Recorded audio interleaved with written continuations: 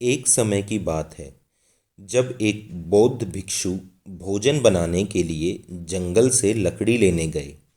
तभी उन्होंने कुछ अविश्वसनीय देखा। उन्होंने देखा एक लोमड़ी को जिसके पैरों में काफ़ी गहरी चोट लगी हुई थी, जिसके कारण वह शिकार नहीं कर पा रही थी, लेकिन फिर भी वह काफ़ी स्वस्थ प्रतीत हो रही थी।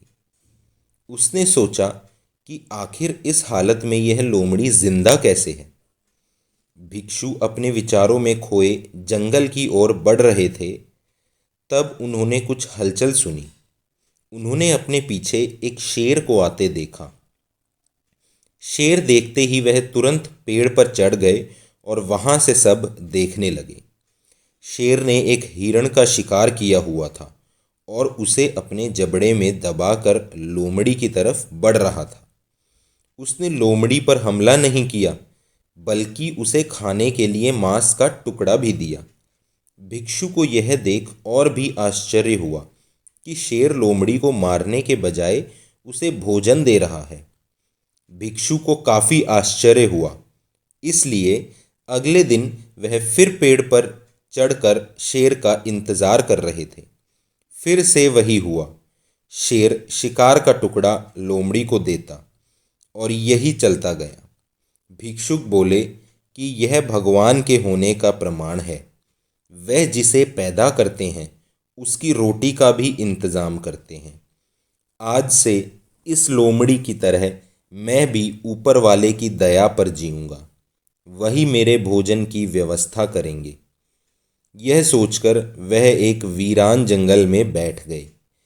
पहले कुछ दिनों तक तो कोई नहीं आया। किसी ने उन पर ध्यान तक नहीं दिया।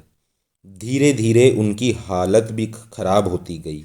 उनकी ताकत खत्म हो रही थी। वह चल फिर भी नहीं पा रहे थे। तभी एक महात्मा वहां से गुजरे और भिक्षु के पास पहुंचे। भिक्षु ने अपनी पूरी कहानी महात्मा को सुनाई और बोले, आप ही बताएं कि भगवान मेरे प्रति इतना निर्दयी कैसे हो गए। वह मेरी मदद क्यों नहीं कर रहे हैं। महात्मा जी ने कहा, लेकिन तुम इतने मूर्ख कैसे हो सकते हो। क्यों नहीं समझते कि ईश्वर तुम्हें उस लोमड़ी की तरह नहीं, बल्कि उस शेर की तरह बनते देखना चाहते थे। सोचो, अगर उस शेर को कुछ हो जाए तो लोमड़ी का क्या होगा।